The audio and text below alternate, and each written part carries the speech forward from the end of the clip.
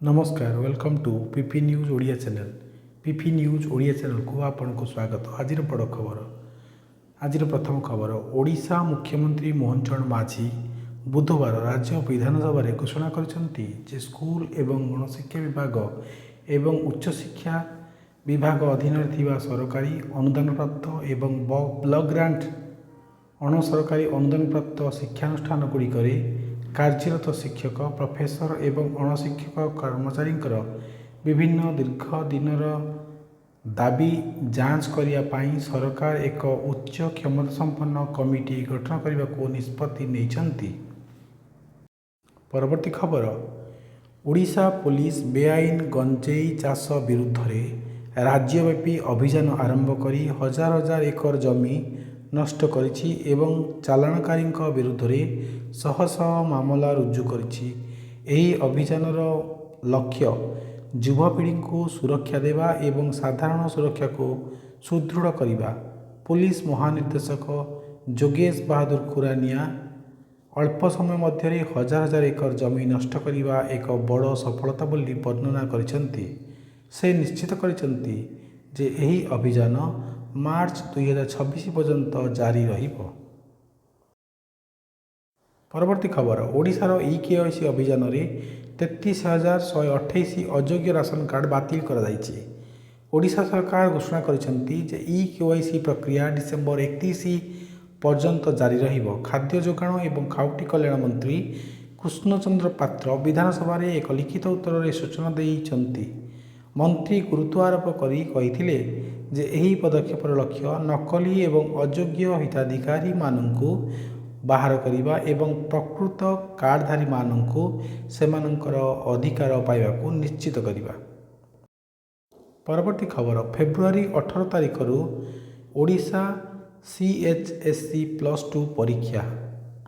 उच्च माध्यमिक शिक्षा परिषद ओडिशा घोषणा करिछि जे वार्षिक +2 परीक्षा फेब्रुआरी 18 रु मार्च 21 तारिख पर्यंत चलिबो। व्यवहारिक परीक्षा जनवरी 2 रु जनवरी 15 मध्य अनुष्ठित हेबो। जेतेबेले छात्र छात्री माने डिसेम्बर 15 रु सेमानकर प्रवेश पत्र पाइबे। परीक्षा गुड़िक समस्त धारा कला विज्ञान एवं वाणिज्य को कभर करिबो एवं कार्यसूची उभय तत्व एवं व्यवहारिक मूल्यांकन पाई पर्याप्त प्रस्तुति समय प्रदान करिबो। परवर्ती खबर, सार कलाबजारी कार्यानुष्ठान घटना ओडिशार 2011 जन डीलर को कारण दर्शाओ नोटिस जारी। विधायक अरविंद महापात्र प्रश्न उत्तर में उपमुख्यमंत्री केवी सिंहदेव विधानसभा सूचना देइछंती जे ओडिशा सरकार सार कलाबजारी एवं अवैध विक्रय उपर कठोर कार्यानुष्ठान आरंभ करिसेंती। सिंहदेव अनुजाई एनफोर्समेंट स्क्वाड राज्यव्यापी 7,000 एक सार दुकान में चढ़ाऊ करिछि। फलस्वरूप नियम उल्लंघन करिथिबा 2011 जन डीलर को कारण दर्शाओ नोटिस जारी कर दैछि। परवर्ती खबर, 15तम अंतर्राष्ट्रीय बालुका कला महोत्सव ओडिशार चंद्रभागा बेलाभूमि को एक विश्व मूर्तिकला प्रदर्शनी रे परिणत करिछि।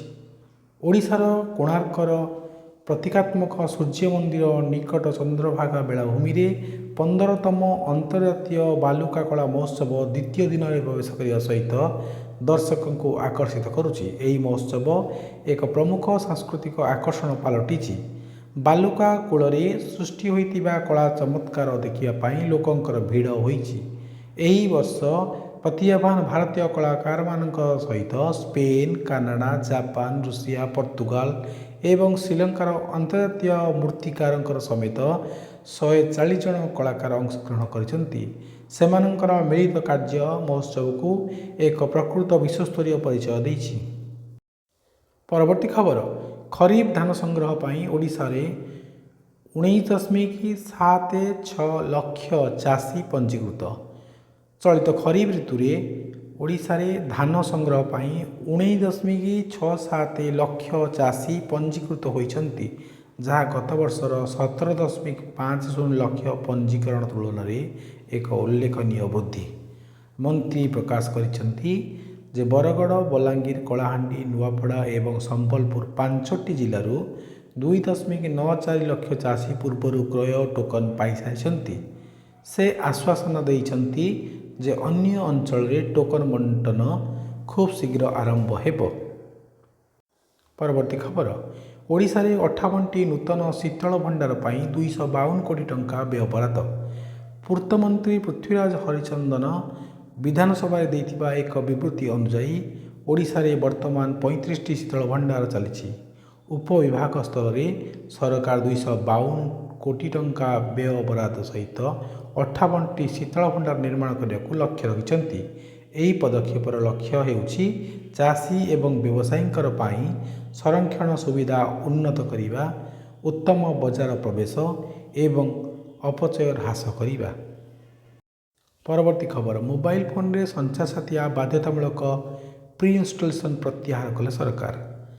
ବୁଧବାର ସରକାର ସମସ୍ତ ନୂତନ ଡିଭାଇସରେ ଏକ ସରକାରୀ ସାଇବର ସୁରକ୍ଷା ଆପ୍ଲିକେସନ ପୂର୍ବରୁ ସଂସ୍ଥାପନ କରିବାକୁ ସ୍ମାର୍ଟଫୋନ ନିର୍ମାତାମାନଙ୍କୁ ନିର୍ଦ୍ଦେଶନାମା ପ୍ରତ୍ୟାହାର କରିନେଇଛନ୍ତି, କାରଣ ଏହି ପଦକ୍ଷେପ ବ୍ୟବହାରକାରୀମାନଙ୍କର ଗୋପନୀୟତାକୁ ବିପଦରେ ପକାଇପାରେ କିମ୍ବା ନଜର ରଖିବାକୁ ସକ୍ଷମ କରିପାରେ ବୋଲି ବଢ଼ୁଥିବା ଚିନ୍ତାକୁ ଦୂର କରିବା ପାଇଁ ଏହା ପଦକ୍ଷେପ ନିଆଯାଇଛି।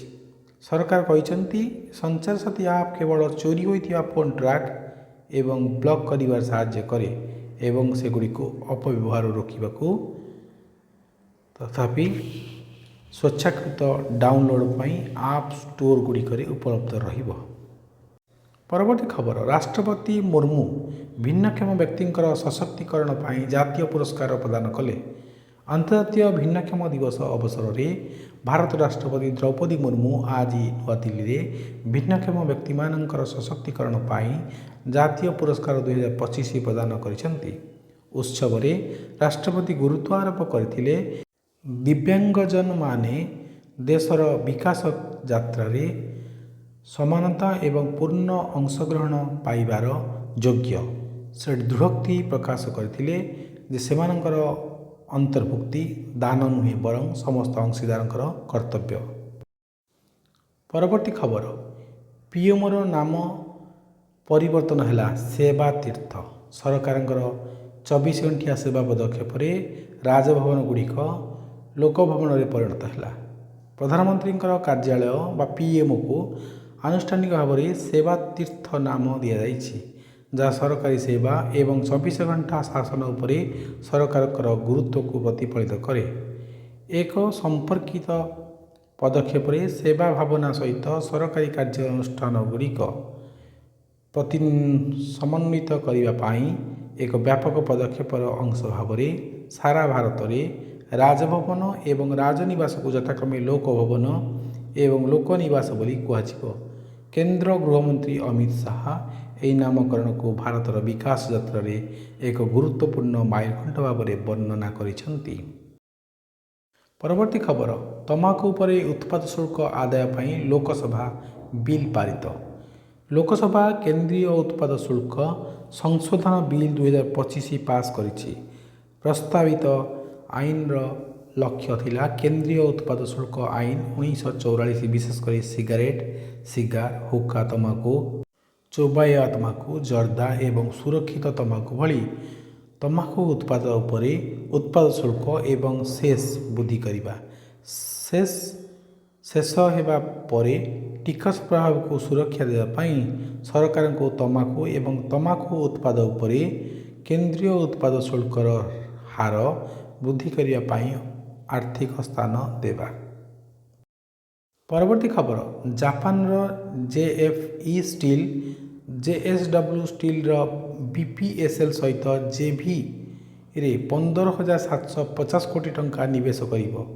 ଏକ ନିୟାମକ ଫାଇଲିଂ ଅନୁଯାୟୀ ଜାପାନର ଜେଏଫ୍ଇ ଷ୍ଟିଲ୍ କର୍ପୋରେସନ ସର୍ଜନ ଜିନ୍ଦଲଙ୍କ ନେତୃତ୍ୱାଧୀନ ଜେଏସ୍ଡବ୍ଲ୍ୟୁ ଷ୍ଟିଲ୍ ସହିତ ଏକ ଯୌଥ ଉଦ୍ୟୋଗ ଗଠନ ପାଇଁ 15,750 କୋଟି ଟଙ୍କାର ନିବେଶ କରିବ।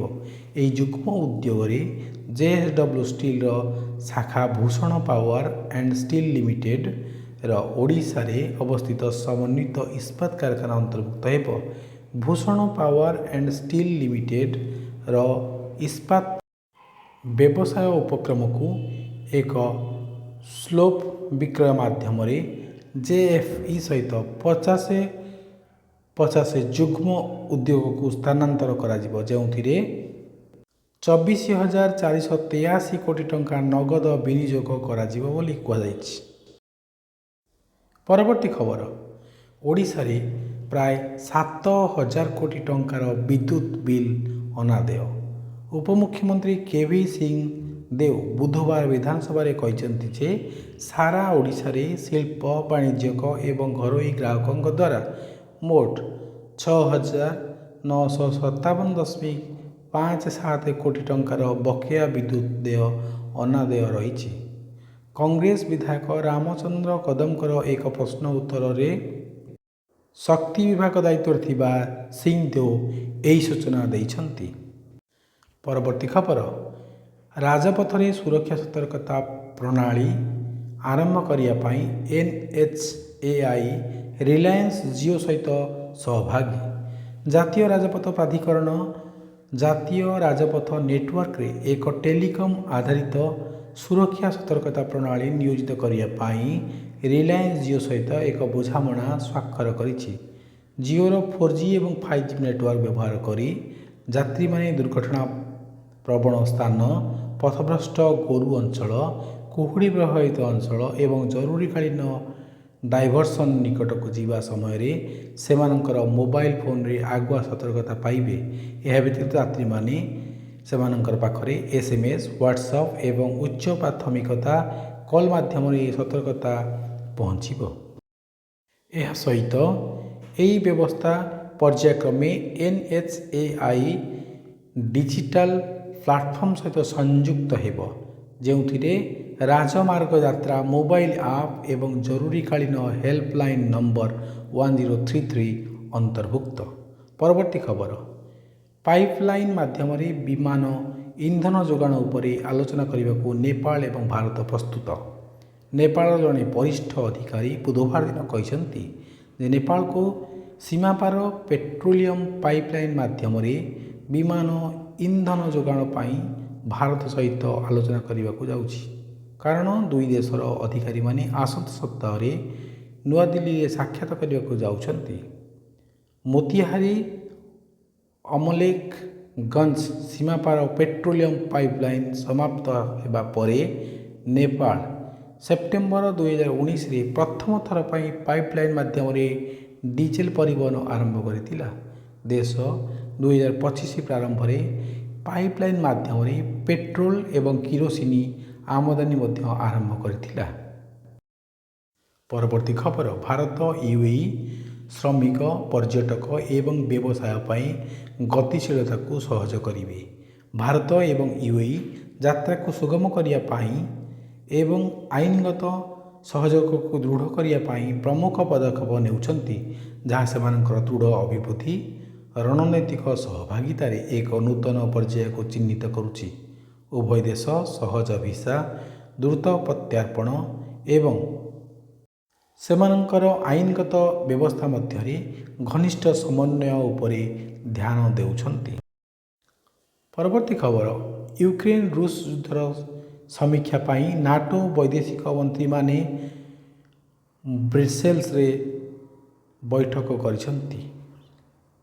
ୟୁକ୍ରେନ ରୁଷ ଯୁଦ୍ଧ ସମୀକ୍ଷା ପାଇଁ ଏବଂ ମିଳିତତାର ପ୍ରତିରକ୍ଷା ଏବଂ ପ୍ରତିରୋଧ ସ୍ଥିତିକୁ ସୁଦୃଢ଼ କରିବା ପାଇଁ ବୁଧବାର ବ୍ରସେଲ୍ସରେ ଉତ୍ତର ଆଟଲାଣ୍ଟିକ୍ ଟ୍ରିଟି ଅର୍ଗାନାଇଜେସନ ବା ନାଟୋ ତାର ବୈଦେଶିକ ମନ୍ତ୍ରୀମାନେ ବୈଠକ କରୁଛନ୍ତି। ନାଟୋର ସେକ୍ରେଟାରୀ ଜେନେରାଲ ମାର୍କ ରୁଟ୍ ସଦସ୍ୟମାନଙ୍କୁ ସାମରିକ ସହାୟତା ବୃଦ୍ଧି କରିବାକୁ ଅନୁରୋଧ କରିଛନ୍ତି। ଗୁରୁତ୍ୱ ଆରୋପ କରି କହିଛନ୍ତି ଯେ ରୁଷ ଏହାର ଆକ୍ରମଣକୁ ତୀବ୍ର କରୁଥିବାରୁ ୟୁକ୍ରେନ ସହଯୋଗୀ ଯୋଗାଣ ଉପରେ ନିର୍ଭରଶୀଳ ରହିଛି। ପରବର୍ତ୍ତୀ ଖବର, 2026 ଟି20 ବିଶ୍ୱକପ୍ ପାଇଁ ଭାରତ ନୂତନ ଜର୍ସି ଉନ୍ମୋଚନ କଲା। ବୁଧବାର ଦକ୍ଷିଣ ଆଫ୍ରିକା ବିପକ୍ଷରେ ଦ୍ୱିତୀୟ ଏକଦିବସୀୟ ମ୍ୟାଚ୍ ସମୟରେ 2026 ଟି20 ବିଶ୍ୱକପ୍ ପାଇଁ ଭାରତୀୟ ଦଳର ଜର୍ସି ପ୍ରକାଶିତ ହୋଇଛି। टी20 विश्वकपर 10ମ संस्करण फेब्रुआरी 7 रु मार्च 8 पर्यंत भारत एवं श्रीलंकार 8टी स्थान में अनुष्ठित हेब। परवर्ती खबर, दक्षिण आफ्रिका विपक्ष टी20 सीरीज पर शुभमन गिल हार्दिक पांड्या दल में सामिल। चमत्कार ऑलराउंडर हार्दिक पांड्या एवं स्टार बैट्समैन शुभमन गिल बुधवार निज निजर आघातरू सुस्थ होगा पर दक्षिण आफ्रिका विपक्ष में आगामी 5 मैच विशिष्ट सीरीज पर भारतीय टी20 दल को फेरी। बेकरे आघात जो दक्षिण आफ्रिका विपक्ष में टेस्ट सीरीज और दिनिकिया एक प्रमुख अंश हर शुभमन गिल तांकर अवस्था सुस्थ होगा पर टी20 खेल उप अधिनायक भाव में मनोनीत होती। प्रिय दर्शक बंधु, भिडियोटी आपण मानक भल लगुले दयाकोरी लाइक शेयर और सब्सक्राइब करने को भूलिए नहीं। धन्यवाद।